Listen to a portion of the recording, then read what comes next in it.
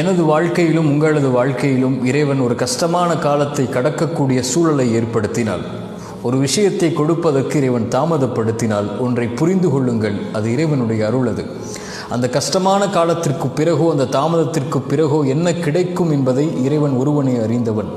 நம்மை பொறுத்தவரை காத்திருப்பு மட்டும்தான் நம்மால் முடியும். இறைவன் நோயை கொடுத்தால் தான் சுகத்தை கொடுக்க முடியும். இறைவன் கஷ்டத்தை கொடுத்தால் தான் இன்பத்தை உணர முடியும். வழியை கொடுத்தால் தான் அந்த வழி மறைந்ததற்கு பிறகு வரக்கூடிய மகிழ்வை அனுபவிக்க முடியும்.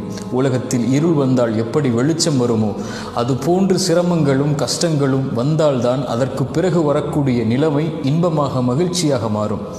காரியங்கள் அனைத்தையும் அவன்தான் நிர்வகிக்கிறான். எல்லா பொருளின் மீதும் அவன்தான் ஆற்றல் உள்ளவனாக இருக்கிறான்.